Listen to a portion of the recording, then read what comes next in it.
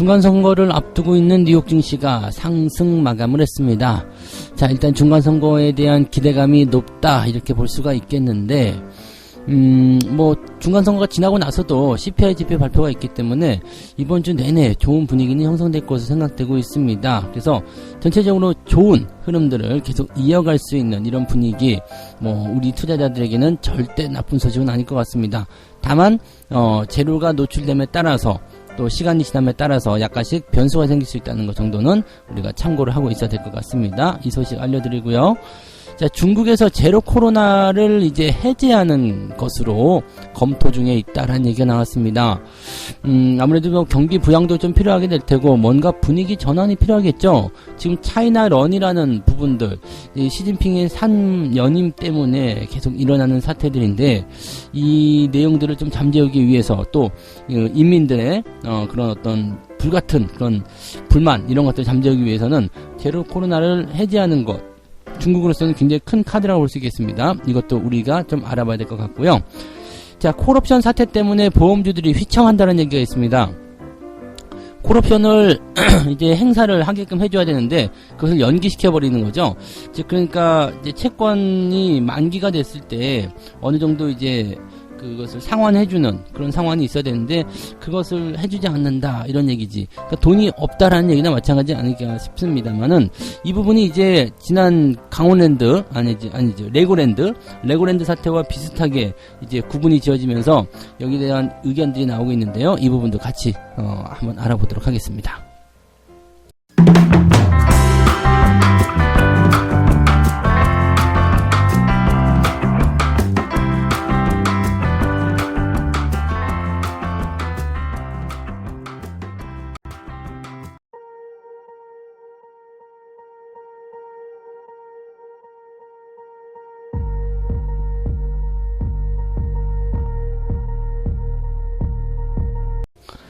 네, 반갑습니다. 오늘은 11월 8일 화요일입니다. 겨울이 되니까 이제 날씨도 많이 추워지고 밤도 길어지고 막 그렇게 됐죠. 미국 증시도 시간이 1시간 뒤로 밀려났어요. 그래서 계속적으로 이제 미국 증시가 마감이 된 게 오늘 6시 반? 네, 그쯤 됐겠죠? 네. 그래서 우리나라 시간으로는 그 정도까지 네, 늦어지기 때문에 아마도 이제 뉴스나 시황 이런 것들도 조금씩 더 늦게 나오지 않을까 싶습니다. 지금 제가 하고 있는 것도 네 일찌감치 준비했지만 미국장이 끝나질 않아서 네 시간이 조금 길게 딜레이 됐다는 것만 알고 계시면 되겠습니다. 썸머 타임이 해제가 됐어요. 그래서 이제부터 4개월 동안 미국 시장이 조금 늦게 끝난다. 1시간 정도 늦게 끝난다. 그것만 알고 계시면 되겠습니다. 자, 어쨌건 다우지수는 상승 마감을 했습니다. 1시간을 늦게 끝나든 2시간 늦게 끝나든 간에 일단은 네 금방 마무리가 됐어요. 그래서 1.31% 상승 마감이 됐고요. 나스닥 같은 경우는 0.85% 상승 마감이 됐습니다. 이게 분위기가 되게 좋은 게요. 시작은 미약했어요. 그런데 그 끝은 굉장히 창대한 모습이죠. 자, 즉 시장 자체가 양봉 마감이 되기도 했었고요. 또 상승에 대한 기운도 장 후반부에 들어가면서 강하게 밀어올렸거든요. 이것은 뭔가 기대할 만한 거리들이 장 후반부에 나와 있었다라고 볼 수 있는 거죠. 다만 이제 기술주 같은 경우는 전기차 관련주들이 일제히 하락세를 보이는 모습 좀 있었고, 뭐 메타는 또 반등하는 모습이 있었거든요. 그래서 이 기술주들의 움직임들은 서로 간에 막 그냥 들락날락 왔다 갔다 막 그런 모습이라서 정신없는 모습이라 나스닥은 장 초반에 조금 애매했었던 것 같습니다. 근데 장 후반부 들어서면서 안정감을 많이 찾았고요. 시장이 이제 호재성에 대한 그런 재료들, 호재성 재료에 대한 그런 기대감으로 네, 주가가 상승했다고 볼 수 있겠습니다. 재료는 딱 두 가지밖에 없습니다. 앞으로 일주일 동안 지금 이번 주가 지나가기 전까지는 계속 중간선거와 CPI 지표 요 이야기가 주를 이루게 될 것이다라고 판단하시면 될 거예요. 자, 하나씩 보도록 하죠. 중간선거 결과에 대한 기대감은 일단 증시에 매수세를 불어넣어줬다 라고 얘기를 하고 있습니다. 일단 공화당이 우세할 것이다 라는 소식은 다 알고 있죠. 뭐 어제도 말씀드렸던 부분이고 내일도 말씀드릴 거예요. 아마 이제 오늘 저녁이 지나고 나면은 이제 선거 결과가 나올 거 아니에요. 그러면은 내일 또 시장에 그대로 반영이 되겠죠. 그러면 또 내일 시장이 이렇게 움직였는지에 대해서 중간선거 결과에 대해서 우리가 또 알아봐야 될 겁니다. 그래서 내일까지도 이런 이야기 해드릴 거고 그 다음이 되면 이제 CPI 지표 얘기가 나오겠죠. 자, 어쨌든 지금 시장 전망에 따르면 하원의 경우에서는 공화당이 우세할 것이다 라고 되어 있고요. 그 다음에 상원 같은 경우는 박빙. 근데 제가 보기에는 상원도 공화당이 다 장악하는 게 아닌가 싶기도 합니다. 자, 그러다 보니까, 민주당, 그리고 이제 지금 현재 바이든 대통령의 이제 대통령, 네, 이 백악관, 이쪽에서의 의견들, 이쪽에서 정책들, 여기에 제동이 걸릴 것이다. 라고 되어 있습니다. 자, 그러면, 세금 인상 같은 경우는 어려운 부분이 좀 될 것 같고, 인플레이션을 키울 수 있는 재정 지출의 가능성도 낮아질 수 있겠구나 라고 얘기가 되는 거죠. 이게 임기가 2년이에요. 그러니까 2년 동안은 이제 이런 그 정책적인 부분에서 굉장히 삐걱거리는 모습이 나타날 수밖에 없다 라고 되는 부분이 좀 되는 거죠. 자, 그렇다면 이렇게 인플레이션을 낮출 수 있는 상황이 좀 진행이 된다. 그리고 2년 정도의 임기 기간이 보장되어 있다라고 한다라면 우리가 생각하시는 부분에서는 네, 앞으로 차츰차츰 인플레이션이 좀 진정이 되는 모습이 좀 나타나게 되고 금리의 수준도 이 고점을 찍는 그런 상황이 좀 될 가능성이 높다라고 보셔야 되겠죠. 이런 식으로만 생각하시면은 일단 시장에 대한 기대치들은 지금이 바닥이다, 이제부터 계속 올라갈 것이다 라는 쪽으로 계속 확장이 될 수도 있는 그런 상황으로 갈 수가 있을 겁니다. 그래서 지금까지와는 다른 방향으로, 지금까지와는 다른 형태의 그런 정책들, 그런 기대감, 이런 것들을 생각하셔야 된다. 이렇게 보시면 되겠습니다. 요거는 그런 의미에서 본다면 상당히 좋은 소식이다라고 보실 수가 있겠어요. 지금 정책적인 부분에서의 완전히 반대편을 바라봐야 되는 그런 내용들. 그러니까 뭐 연준이 스스로 이제는 금리를 안 올리겠습니다 라고 얘기하는 것이 아니라 정책적으로 물리적으로 그렇게 될 수 있는 상황이 좀 되었다. 좀 더 빠르고 강제적인 그런 입장들이 아닐까 생각되기 때문에 이런 부분들은 굉장히 긍정적으로 우리가 판단해 볼 수 있겠죠. 바닥을 탈출하는 데 굉장히 큰 도움이 될 겁니다. 자, 그 다음에 CPI 지표, 요것도 지금 보면은 뭐라 그럴까요, 그 시장의 이런 투자자들이 굉장히 많은 관심을 가지고 있어요. 근데 뭐 지금으로서는 이제 CPI 지표가 떨어질 것이다라고 되어 있습니다. CPI 지표가 이제 시장 예상치는 8.1 정도 예상되고 있는데 뭐 여러 군데에서 이제 리서치들이 있잖아요. 그래서 이쪽 여러 군데에서 의견을 종합해 본 결과에 의하면 7%대도 가능하다. 7.9까지 나왔거든요. 그래서 7%대도 가능하다. 만약에 그렇게 되어 버린다라면 일단은 인플레이션이 떨어졌잖아요. 인플레이션이 내려오고 있다는 것이 확실시 될 때까지는 금리를 계속 올리겠습니다 라고 얘기했지만 인플레이션이 떨어지는 것이 나타나기 시작하니까 0.75를 올릴 이유가 없다라고 되는 거죠. 그러니까 0.5로 금리 인상폭을 낮출 수도 있다라고 되면서 시장이 반등할 수 있는 가능성이 생기게 된다. 와, 이게 굉장히 중요한 거거든요.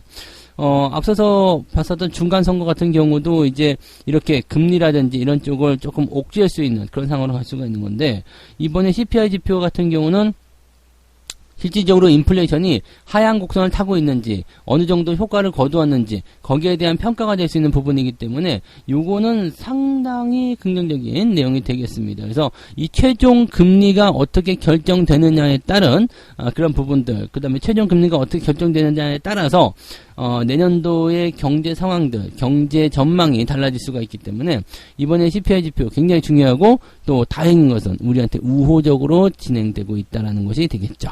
그래서 뭐 미국 증시 같은 경우도 대체적으로 이 상승 흐름에 전환된 종목들이 굉장히 많았고, 올라간 종목의 숫자가 훨씬 더 많은 상황이었다고 보시면 되겠습니다. 우리나라 같은 경우도 뭐 충분히 그런 분위기를 따라갈 수 있어야 생각합니다. 현재 우리나라 입장에서는 10일날 만기일이 있지만 미국 시장이라든지 분위기가 이렇게 좋다라면은 그냥 시장 방향성을 상승적으로 베팅하는 것이 훨씬 더 유리할 거란 말이죠. 그러면 시장의 방향을 상승적으로 베팅을 하게 된다라면 과거의 어떤 청산물량처럼 이렇게 만기일에 현물 시장이 떨어지는 경우가 아니라 상승적으로 밀어버리는 그런 매수가 오히려 더 많이 들어올 수 있는 그런 상황이 될 수도 있다는 얘기죠.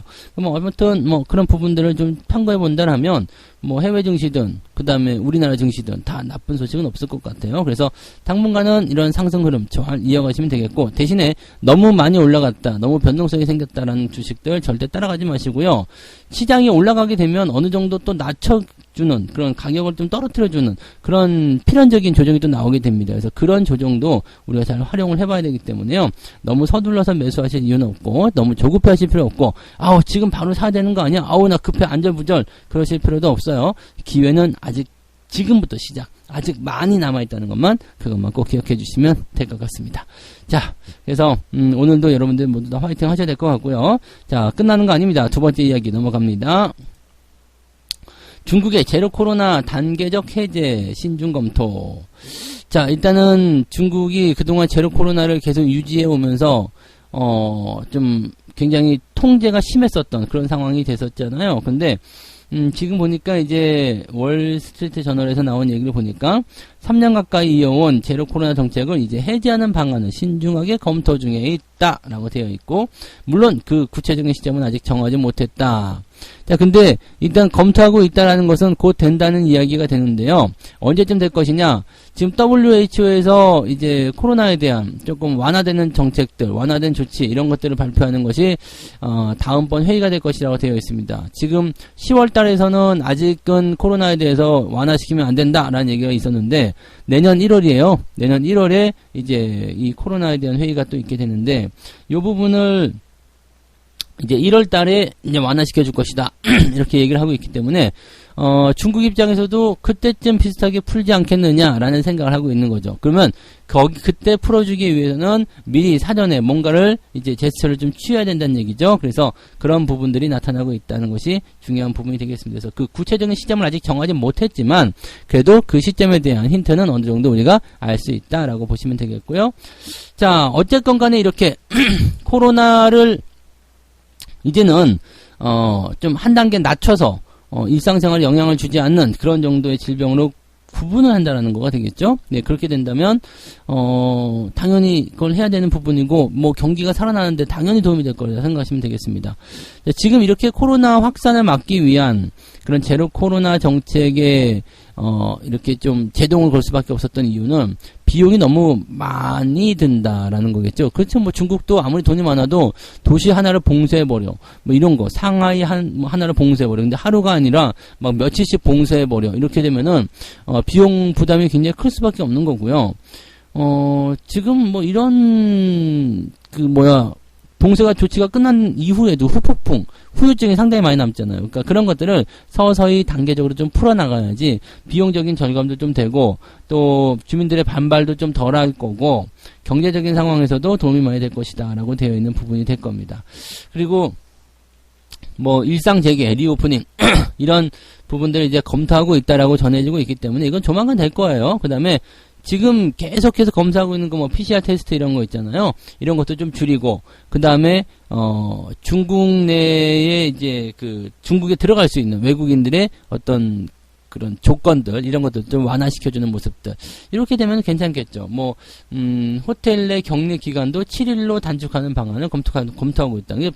지금 격리기간 이런 건 다 풀어줘도 괜찮은데 아무튼 뭐 그런 것도 검토하고 있다라고 되어 있기 때문에 이런 규정들이 전부 다 완화가 되고 점차적으로 풀리게 되는 이 내용들이 굉장히 이제 지금 우리로서는 반가운 소식입니다. 뭐 화장품부터 시작해가지고 여러 가지 중국과 엮여있는 게 있잖아요. 우리뿐만 아니라 전 세계 글로벌이 그러겠죠. 아직까지 세계의 공장은 중국이기 때문에 그 영향력이 상당하다라고 볼 수밖에 없습니다. 그래서 그 내용들이 이제 나오기 시작했다. 구체적으로 나오기 시작했다라는 얘기 된 거죠.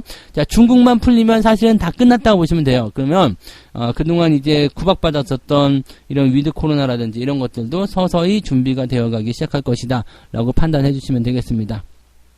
그렇다면 이제 여러분들이 그동안 뭐 고통받고 또 이제 막 구박받으면서 잘 데리고 왔었던 종목군들이 결국에는 이제 효도를 하는 좋은 성과를 가져다주는 그런 시기가 곧 다가올 것이다 라고 생각하시면 될 것 같아요. 자, 세 번째 이야기로 넘어가고요. 방어주에서 빠져나가게 되는 것인가, 보험주들 이야기예요. 보험주. 콜옵션 사태에 보험주가 휘청거렸다. 근데 약간 이거는 오버한 듯한 느낌이 좀 있긴 있어요. 경기 침체 방어주로 꼽히던 보험주. 뭐 일단 방어주적인 역할을 하는 것은 금융주 섹터가 전부 다 있기 때문에 뭐 틀린 얘기는 아니고요. 그 다음에 금리 인상 시기에서 보험주들은 대체적으로 수혜를 본다라고 되어 있는 부분이긴 한데, 이게 지금 너무 급하게 금리가 올라가다 보니까 약간 이것도 삐끗해지는 듯한 느낌이 좀 있는 것 같아요. 이번에 흥국생명 사태라고 봐야 되나요? 얘네들이 이제 이 콜옵션 행사를 하지 않고 그냥 연기하겠다라고 얘기가 있었다가 뭐 반발이 좀 있고 뭐 거기에 대해서 이제 문제가 좀 일어날 것 같으니까 그냥 다시 행사를 합시다라고 얘기가 나왔었거든요.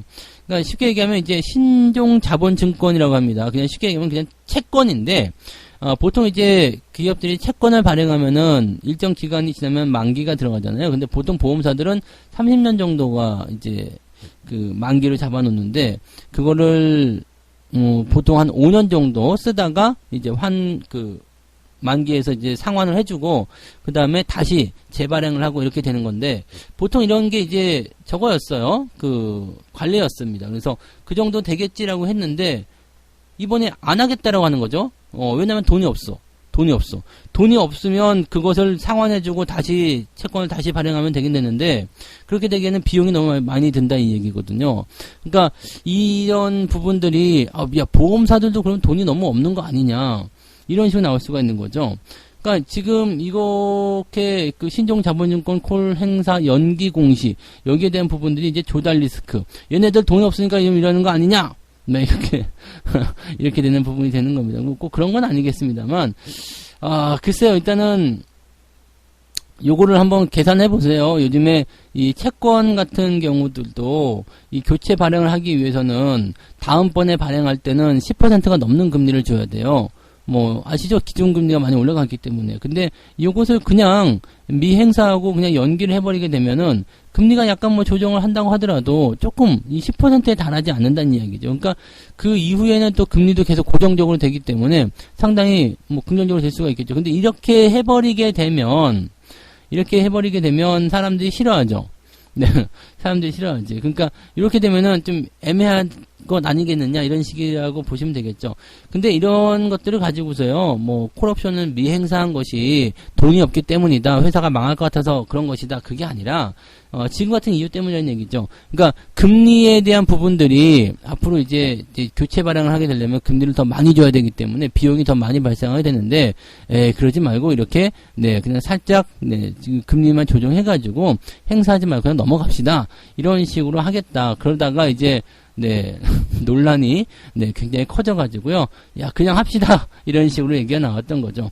자, 이게 이제 내년도까지 해서 여러 보험사들이 이제 이런 것들을 발행을 한 것에 대한 그런 만기가 도래하고 있다라는 얘기가 되는 겁니다. 그래서 요것이 이제 또 문제가 되는 것 아니냐라고 되어 있는데, 뭐 글쎄요, 뭐 이 정도 가지고서 뭐 크게 문제될 것 같지는 않기 때문에 제 생각에는 뭐 돈이 없어서라기보다도 이 비용적인 부분을 생각해서 전략적으로 운영한 것이었더라면 그렇게까지 큰 상황은 아닌 것 같고, 아무래도 이제 자라보고 놀란 가슴이 소뚜껑 보고 놀라는 것처럼 레고랜드 상황에 따른 그런 부담감이 나타나서 보험사들도 다 망하는 거 아니야, 뭐 이렇게 얘기가 나오는 부분인 것 같은데, 그 정도까지는 아니라고 생각하셔도 되겠습니다. 그래서 이거는 지들 기업이 자기한테 유리한 방향으로 가기 위한 하나의 방법을 만들었을 것이다 라고 생각하시면 되는 거라서, 보험주들은 아직은 탄탄하다고 보시면 되겠습니다. 그리고 보험주들 같은 경우는 금리 인상이 계속되는 구간, 즉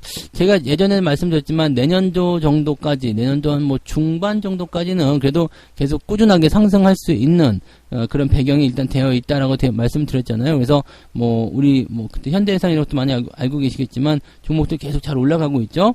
그런 쪽으로 우리가 판단하시면 됩니다. 그래서 보험주들은 아직까지는 괜찮다.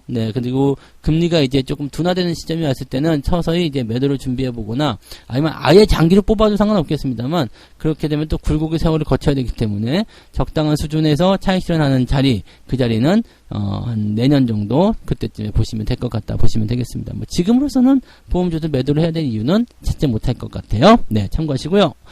자, 이렇게 해서 오늘 세 가지 이야기 말씀을 드렸습니다. 미국의 중간선거를 앞두고 나서 상승이 되었다. 좋은 호재예요. 뭐 악재를 찾을 수 있는 부분이 아니기 때문에 일단은 전체적으로 뭐 분위기는 좋아졌다 보시면 되겠고요. 대신에 이제 전기차라든지 이런 쪽에서는 약간 이제 주가 하락이 좀 일어났습니다. 그래서 그 부분들은 좀 참고하시고, 배터리 쪽 같은 경우도 증거사 리포트가 좀 안 좋게, 좋게 계속 나오고 있어요. 지금 증권사에서 목표 주가 상향하고 추천 나오는 게 전부 다, 배터리 쪽이거든요. 그러니까 추천주가 전부 다 배터리 쪽이기 때문에 이거 약간 문제 있다라고 생각해 주실 필요가 있습니다. 그래서 그 부분 참고하시고요. 자, 중국의 제로 코로나가 해제를 검토하고 있다. 중국에서 제로 코로나 해제를 검토하고 있다. 굉장히 반가운 소식입니다. 이게 풀리게 되면은 위드 코로나부터 시작해가지고요. 그동안 억눌렸던 종목군들, 대중국 관련주들이 모두 다 일제히 튀어나갈 수 있습니다. 그래서 요게 이제 이야기가 나오고 있다는 것과 그다음에 구체적인 시기가 정해지지 않았지만 내년 1월 WHO의 회의, 그 시점을 기준으로 해가지고 뭔가 변화가 일어날 것이다. 그리고 그 전에 물밑 작업 미리 들어갈 것이다. 이런 얘기들이 나오기 시작했다는 것은 이제 여기에 대해서 기대감을 걸 필요가 있고, 자, 중국이 이제 이렇게 봉쇄 조치 완화라든지 이런 것들이 생기게 된다면 경제적인 측면에서도 상당한 도움이 될 겁니다. 그래서 세계 경제가 또 좋아질 수 있는 상황이 될 수 있다 판단하시면 되고요. 자, 보험주들이 콜옵션 사태 때문에 이제 뭐랄까 건전성, 네, 뭐 디폴트 위기, 뭐 이런 것들 얘기 막 계속 나오고 있는데 뭐 그 정도는 아니고요. 그냥 이 옵션을 행사하느냐 마느냐, 그러니까 채권을 상환하느냐 마느냐 그 부분에 대한 것들이 전략적으로 더 유리한 게 무엇이냐라고 생각하다가 미상환을 하고 연기하는 것으로 결정을 했었는데 반발이 워낙 심해가지고 네, 다시 그냥 원래 하던 대로 하기로 했다 이렇게 되는 거죠. 그러니까 약간 뭐랄까 쉽게 얘기하면은 조금 싸게 한번 네, 해볼까라고 했다가 네, 혼나고 다시 네, 정상적으로 하는 거다 이렇게 보시면 되겠죠. 비용 절감을 좀 해볼까 약간 그러다가 네, 그게 안 되고 네, 다시 혼나서 다시 제대로 하는 것이다 이렇게 생각하시면 됩니다.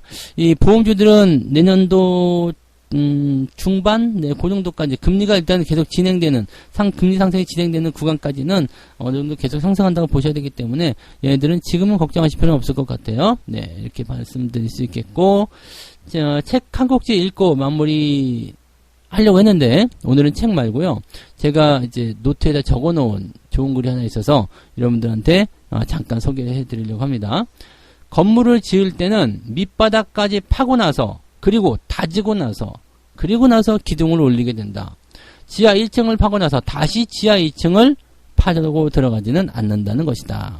즉 이게 무슨 얘기냐면요. 밑에까지 다 떨어지고 난 이후의 주식을 그런 주식을 사게 되면 더 파고 내려가는 일이 없다는 얘기입니다. 즉 바닥까지 밑바닥까지 다 보여줬다면 그때부터는 올라갈 일만 있다는 얘기입니다. 지금 여러분들이 가지고 있는 주식들이 그런 거 아닐까 싶기도 하고요. 대신에 너무 이제 많이 떨어져가지고 밑바닥을 다 드러냈어. 그때 되면 내 인내심도 바닥이 나죠. 그래서 같이 주식을 던져버리는 상황이 벌어지는데 그 과정만 그 위기만 잘 넘기시면 됩니다. 잘 참으세요. 잘 참는 거 이게 내려갈 때보다 횡보할 때, 올라가려고 할 때 참기가 더 힘듭니다. 하지만 그럴 때 잘 참으셔야지 여러분들이, 네, 결과적으로 그 기동안에 어떤 좀 서름, 그런 어려움, 이런 것들에 대한 보상을 받으실 수가 있는 겁니다. 여러분 모두 다 잘 되실 수 있으니까 화이팅 하시고요. 오늘도 좋은 기운들 그대로 모아가시기 바랍니다. 자, 오늘은 여기까지 하고요.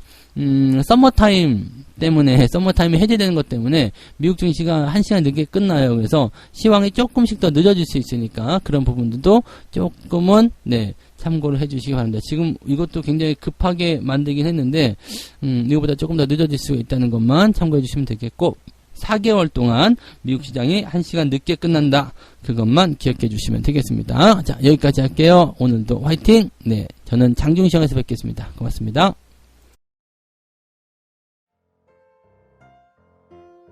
본 방송에서 제공되는 모든 정보는 투자 판단의 참고 자료이며 투자의 최종 책임은 본 방송을 이용하는 본인에게 있습니다.